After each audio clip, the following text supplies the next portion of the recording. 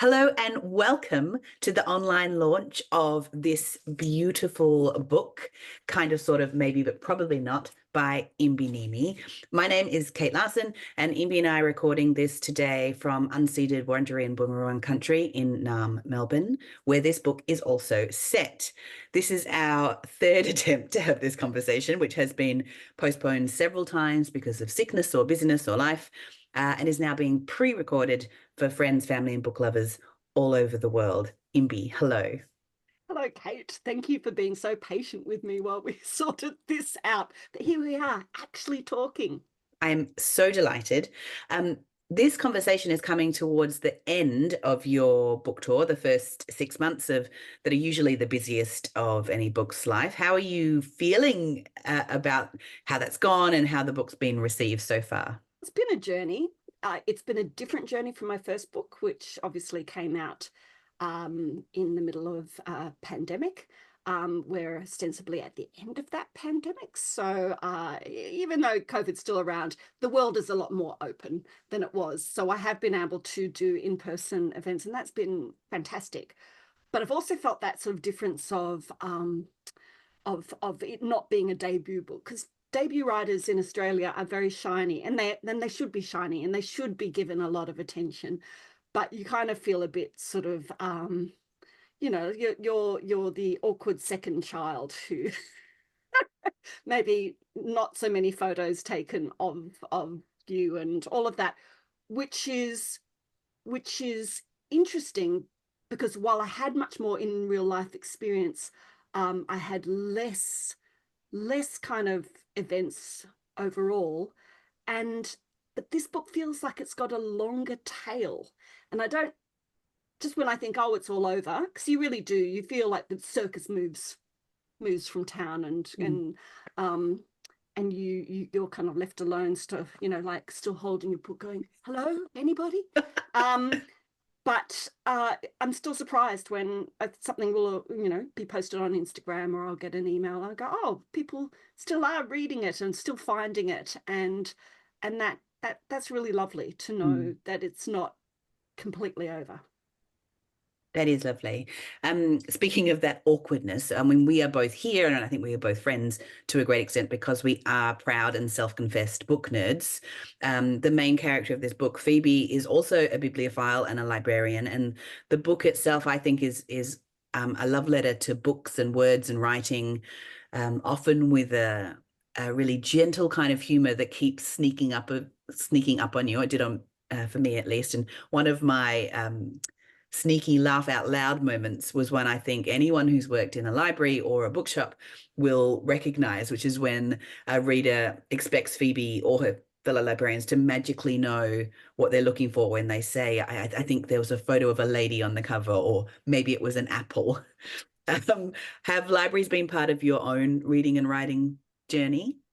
Of course, libraries are kind of sacred spaces, very, very special places, and their role in our communities have really changed over time. I think originally just a place of learning, but now I think a real gathering point for people of all sorts, and not necessarily there for the books, but there for maybe shelter or just for quiet or calm use of the computers.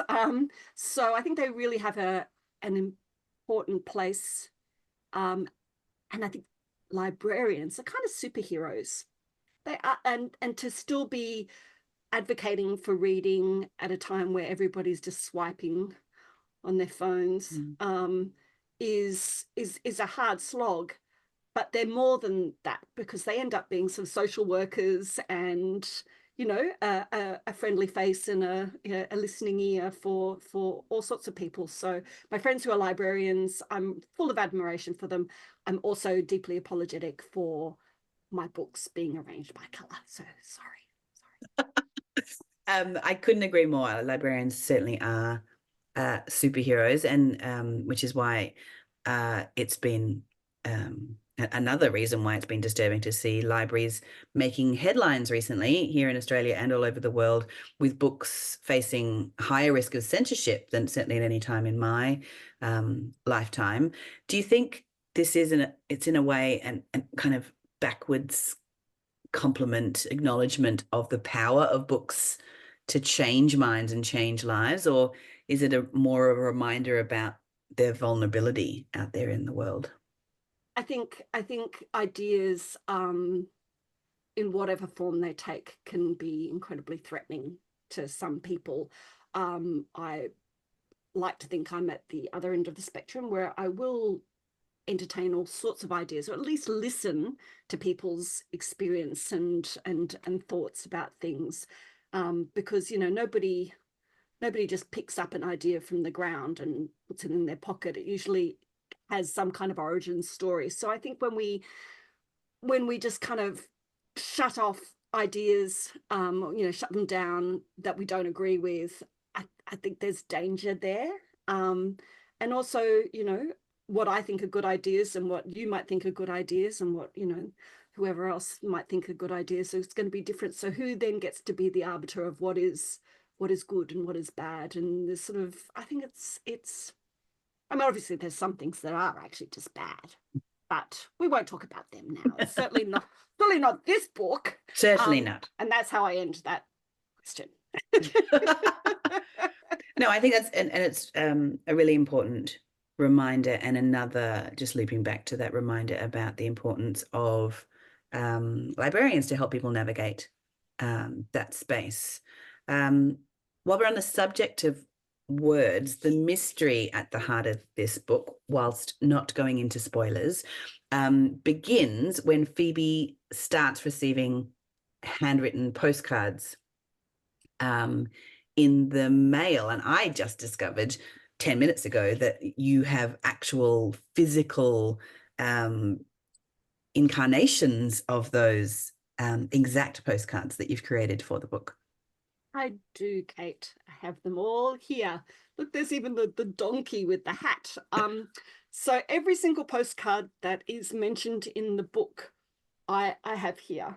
And I had a very extensive spreadsheet that listed each of the books, postcards, and where they when they were sent and when they were received.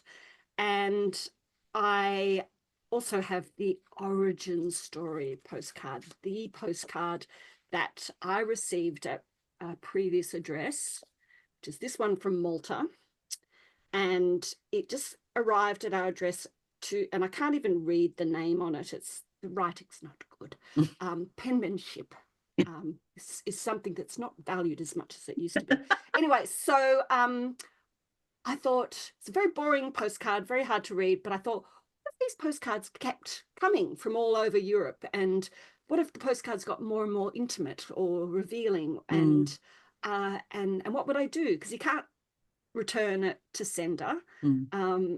And if you don't know who they're intended for. So I just thought that was an interesting question. So I kept that postcard. It was on a cork board for ages, and slowly the idea of the book kind of developed. And yeah, so that's amazing. The origin story. That's gorgeous. Oh, but also some of these postcards are actually written by my father, including the Robin Hood one, when he went around Europe in the late 70s on a Churchill Fellowship, and he sent us a postcard every week. So these became a treasure.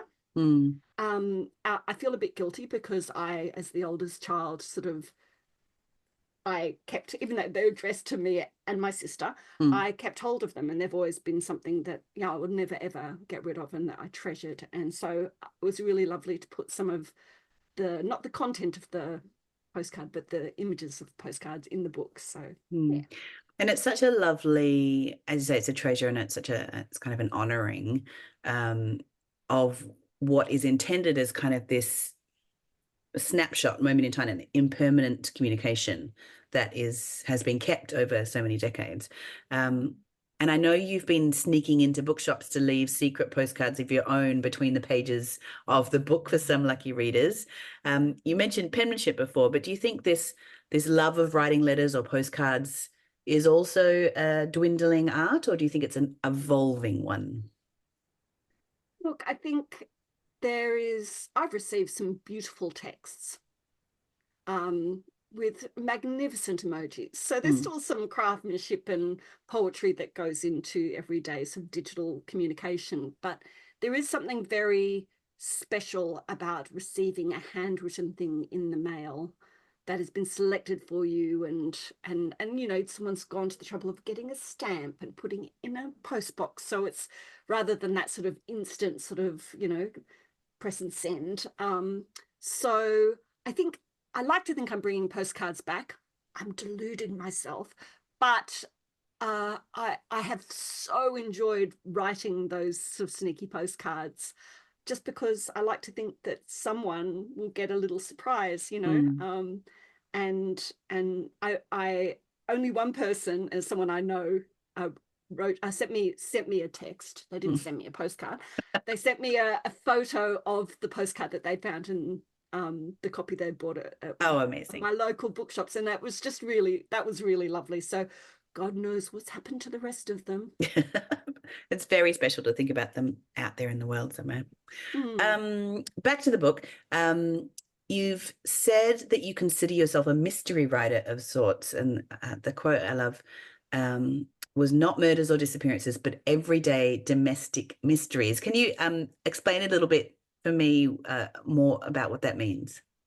Well, I think in one place or another, I've gone on to say sort of those domestic mysteries can range from anything uh, from who left the milk out to, you know, why does Aunt Jane and Aunt Sylvia not speak to each other anymore? So there's just there's just so many layers of secrets and intrigue just in everyday living. Mm. I do write from ordinary life. I remember one of my early rejections of a manuscript was from a publisher who said, I like there to be a bit more escapism in my commercial fiction. And I I think a lot of people do want that kind of escapism, but I've always been that person who's just so intrigued in other lives, no matter how ordinary, because even the ordinary has the extraordinary in it, and it's just really delightful and satisfying to find those little things, those little sparks of extraordinary. Yeah, and I think this is a lovely example of a book that really traverses that spectrum from the ordinary to the extraordinary and the extraordinary in the ordinary and back again.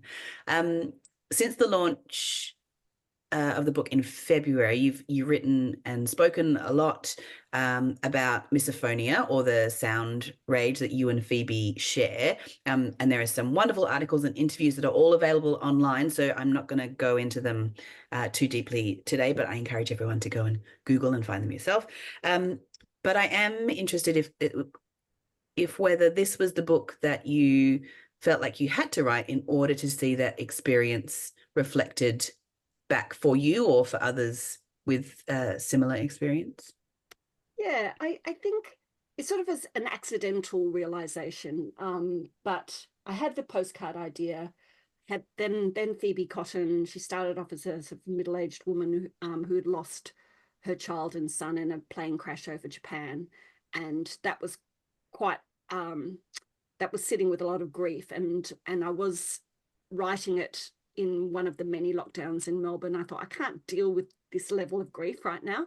Um, and so I kind of I pivoted, as we all did, and I started to write Phoebe as being younger and as being librarian. And there's only it's like getting butter and a little bit of butter over bread. You need more. Mm. So it was kind of like, well, I need something else to explore, not just the postcards. And I had realized I'd never read a single book about a character with misophonia, not overtly with Mm. misophonia. You know, obviously people are getting annoyed by sounds all the time in books, I guess.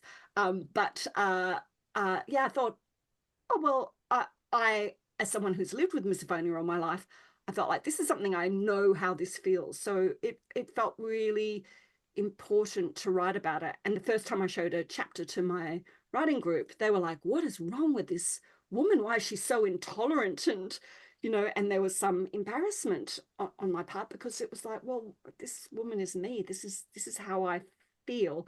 And part of Phoebe Cotton's journey is Mm. about finding acceptance that of herself Mm. and acceptance with others. But, you know, she does really think that she's a monster, and it really, for me, I really did and probably still do think that I am at least part monster. I'm sure if I did the, you know, the ancestry.com, there would be Yeah, like a significant percentage of monster, but not all yeah. monster. Yes, well, that is certainly not my reading of Phoebe, and it's certainly not my reading of you. Um, on the kind of on a tangential question, so in the your first book, The Spill, and which is now as somebody who's just self-identified as organizing her books by color, there all of a sudden seems a very common theme between these two beautiful, absolutely stunning books. Um, the spill was also inspired by a lived experience, a childhood experience, though a very different one, of being in a car accident on a remote West Australian road. With both books, do you think, what do you think that writing from that kind of position of lived experiences does for a writer's work? Look, I think it gives it a certain depth that that imagining experience might not give the writing. I feel like, yeah, it's easier. I feel like when I'm writing other characters, I mean, all characters are a little bit of me, but some are less like me than others. And the ones that are less like me, it's kind of like, you know, when you're imagining kind of like sending a thought, you just like straining, you have to strain a bit more to kind Mm. of try and understand who that person is and why they're doing what they're doing. Whereas when you're writing more from your own lived experience, it's kind of, it's easier to find that or kind of reflect that on the page. But it's also scarier because it is your lived experience. Mm. And I didn't realize in writing the it kind of sort of maybe but probably not, that it was going to out me as a misphonic forevermore, and I'd have all sorts of people apologizing to me endlessly about, oh, I'm so sorry, I ate that apple in your presence that time. And I'm like, it's okay, you know, if I felt angry, it wasn't at you. It's not about Mm. you. It's And so there's been a lot of those conversations. And with the spill, my mother hadn't read any of it, and the very first bit that she heard was me reading the car accident chapter uh, on a can't remember what it was. It was a YouTube thing for Tasmania Reads, and she heard that and she was very quiet. And I had to get in contact with her, and I said, I realized that if that's the only thing that you know about the book, and that's like so much of that was lifted directly from our experience of Mm. having this car accident, not in regional remote Western Australia, but actually in regional Victoria, but that's by the by. And I had to reassure her. I said, the rest of the book has got nothing to do with our lives. It was just that incident that I cannibalized, you know, merrily cannibalized. And I had to reassure her. So yeah, there's also that risk, not only of exposing yourself, but exposing other people. So I had to, during the promotion for the spill, sort of say about, you know, the question of, at the heart of the spill is, was the mother drunk at the time of the car accident? And then I have to say, and legally, I'm now obliged to say that my mother was not drunk at the time of the actual accident. And she wasn't, Yes, yes, but yes, I feel like yes, I don't know if people now think that she's some kind of monstrous yeah, drunk driver. yes. Any resemblance to the mother in this book is purely fictional. Yes, it's coincidental. Yeah. So the spill was set in Western Australia, and this new book um, is a wonderfully nostalgic, I think, Helen Garner-esque stroll through the suburbs of Naarm, Melbourne, where you now live. Do you think that lived experience rule also holds true for writing authentically about place? Yeah, it's interesting. I mean, some people have they're just very good at writing about place that they haven't actually lived in, and they do lots of research, and they may even go visit it and stuff. I'm not sure if I could ever be that kind of writer. One, I'm too lazy to do all that amount of research, but two, I don't know. I feel I lived in Japan for 2 years, and I just think nothing I could have read on the internet would have prepared me for how it actually feels to be living in Mm, a tiny town in Japan. So maybe that just says something about my lack of imagination, or maybe actually it says more about where I feel most comfortable mm. when writing. Yeah. Um, you touched on this a little bit in right at the beginning. These are quite different books, and the process of writing them was quite different too. And while both books are set well before the pandemic, it does feel like COVID looms in the background as kind of this unseen recurring antagonist in making this book written, Yeah. making sure this book got written, and but making it harder um, in some ways, certainly in person, to connect with audiences for the spill. That kind of feels to me like a bit of a emotional whiplash in the difference between the two. Um, how was that process of writing and launching them um, for you? One in person and one on screen.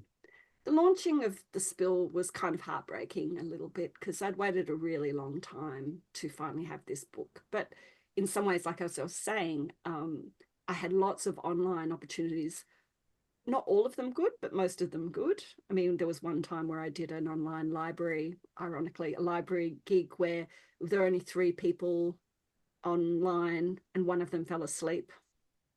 Yeah. And that was kind of like, wow, the glamour, the Yeah, glamour. the glamour. Um, but yeah, so that was disappointing. And then kind of sort of maybe probably not, I started writing at the very tail end of doing spill related things. I did have another manuscript which I offered to Penguin, which was not right.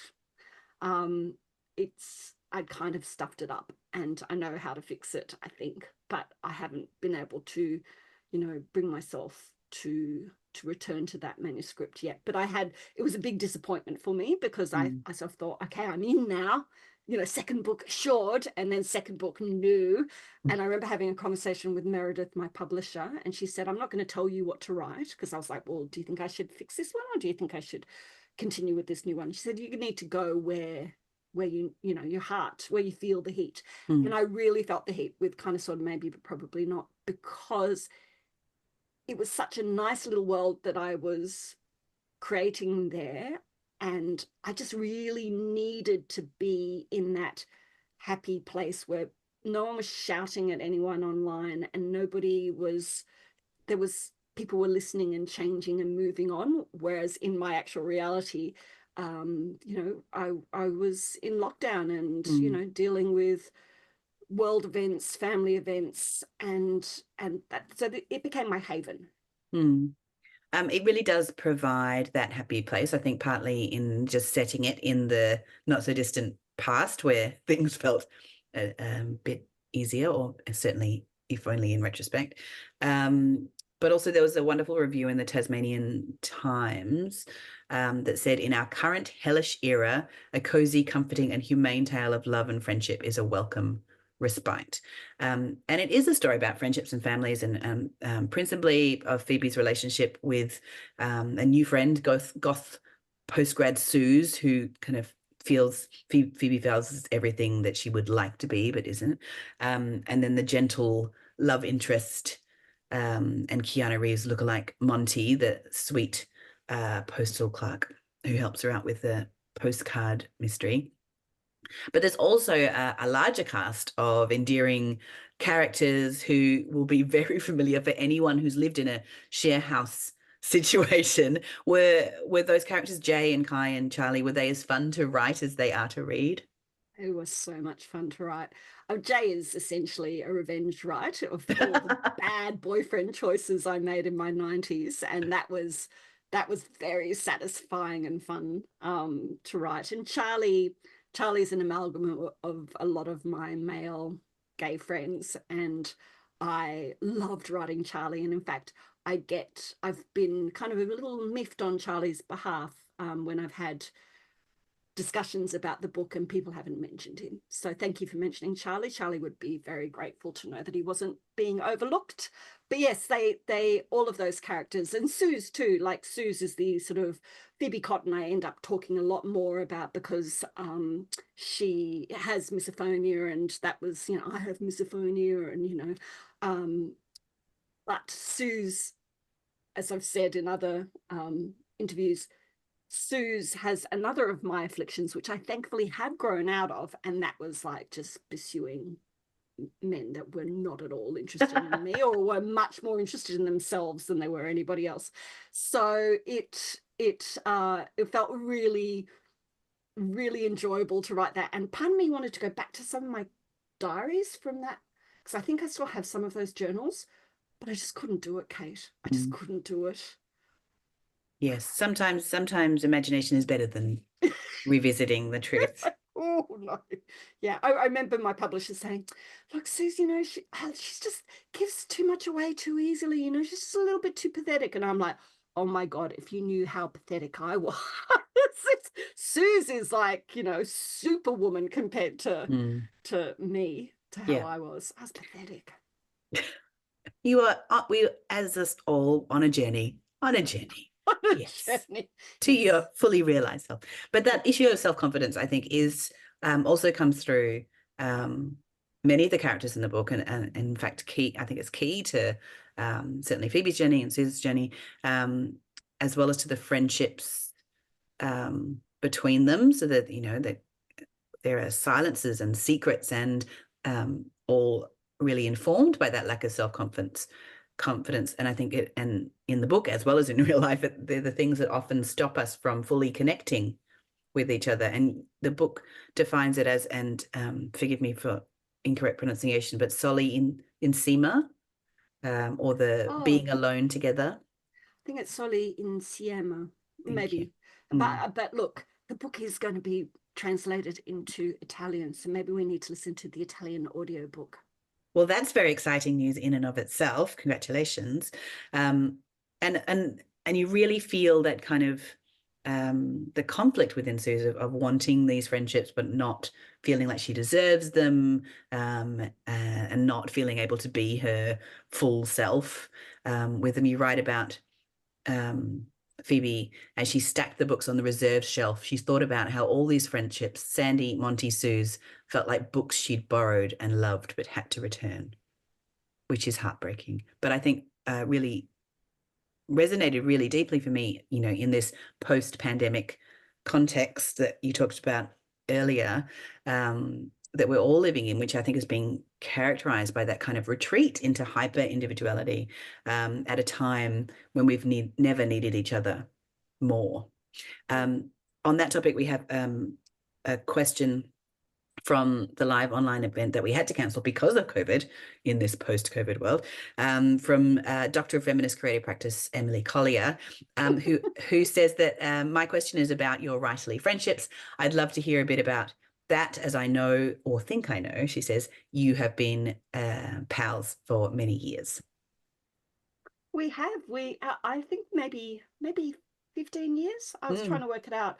But basically, I mean, let me speak for you here, Kate, please. because we certainly haven't heard enough from me so far. No, I think I was brought out as part of our mutual friend Jackie's effort to sell Melbourne to you. She's like, look, Kate, someone like Imbi lives here, which I think, I mean, Jackie has many skills, but Mm. I would question her Well, marketing strategy there, because I don't think at that stage I was sort of like a mother of three small children, probably still had Vegemite sort of like on the corner of my mouth, and hadn't brushed my hair in days.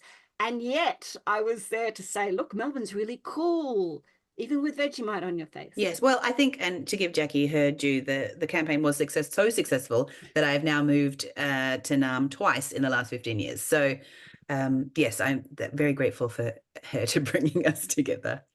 And then, of course, we had a very lovely but very ineffectual writing group of two people for a period of time, That's in which right. not a lot of writing got done.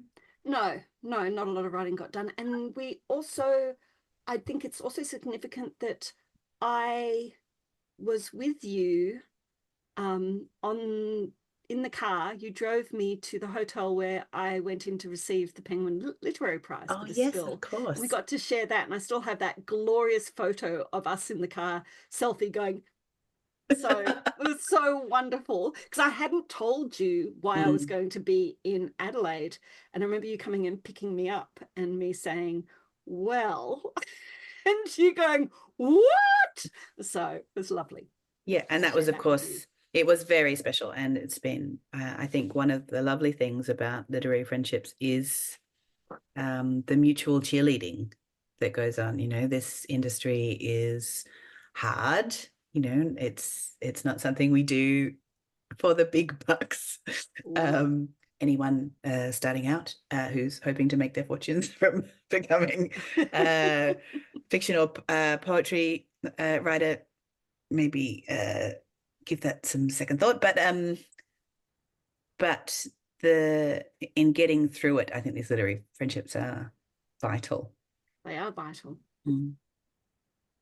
Um, I have another question from Anonymous from London, um, about all of the popular culture references in the book, of which there are plenty, and of course, very era specific, which feels like it would have been another joy to explore and celebrate. It was so joyous to I have a real, is it a fetish? I don't know. Probably. I have a thing for 90s big budget. My partner and I call it well-made crap. So a film like Outbreak, which gets referenced, is just the pinnacle of that. I mean, not only do we see Cuba Gooding Jr. do all the things, he's a sharpshooter, he's a helicopter pilot, he's in the lab, so he does all the things. And you also get to see Kevin Spacey die a horrible death. So what's not to like about a film like Outbreak? But so having being able to make those references, yeah, brought me a lot of joy. The 90s, definitely, if I had to choose an era to be my mastermind topic. I don't know Mm. if that's how mastermind works because I am no mastermind, but I think I'd have to go with the 90s because I feel like that's when I was most connected with popular culture, Mm. even more so than the Amazing. 80s. And by the 2000s, I had children, and that was I could answer questions about Thomas the Tank Engine, what color is Percy, etc. Um, yeah, but yes, that was when I was kind of at my peak. Popular culture peak. I Hmm. love it. We are coming to the end of our time together, but I might ask you to do a short reading if you feel. Short reading. Give people a little taste of what's in A store. little taste. Well, I'm going to read from very early in the book, so there aren't any spoilers. It's very short, but sweet. So Phoebe has just come home from work. Phoebe had been rostered on for a half day at the library, so she'd rushed home, hoping to catch the beginning of Donahue on Channel 10. That day's topic was nudist families. Phoebe liked to hear about other people's lives, even if they didn't have any clothes on. At least they were living. But the arrival of another postcard, this time from Stratford upon Avon, made her forget about the naked families, and Phoebe found herself reading it before she even got to the front door. My Elizabeth, here I am in the birthplace of Shakespeare. Last night we saw A Comedy of Errors. I kept thinking of that time we went down to Williamstown Beach and read each other's sonnets. It feels like another lifetime ago, especially now that I am on the other side of the world without you by my side. Yours, sans you, sans meaning, sans everything. T. Phoebe closed her eyes and felt the autumn air against her cheeks and breathed in the scent of the damp earth and fallen leaves. Sans you, sans meaning, sans everything. And now I Imbi. have to, of course, I have to find the postcard now. Yes, of course, please. Um, that is a lovely point to end us on. It is of course, the key journey of the book. And I encourage all you who haven't read it yet to go out and get yourselves a copy so you can enjoy the rest of that love story. Imbi, this is such a special book, and it's been such a special privilege to talk to you about it today. Thank you so much.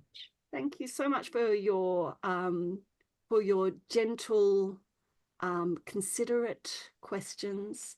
So lovely to see your smiling face, and I hope to see it in person soon. Here is the postcard.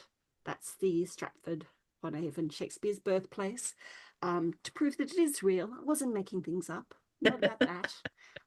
But yeah, thank you again. And thanks to anyone who's listened this far. And this is where we put in the Easter egg. So, I often do that with emails Yeah. to my colleagues. I'll put a joke down the very bottom near the end when I do the mass emails, and just to test who's paying attention. So what should we do? I think if you get to this, send me a message that just says pineapple, and then I will know. There we go. Perfection. Right. Pineapple. Pineapple. Right. Thank you. Thanks, everyone.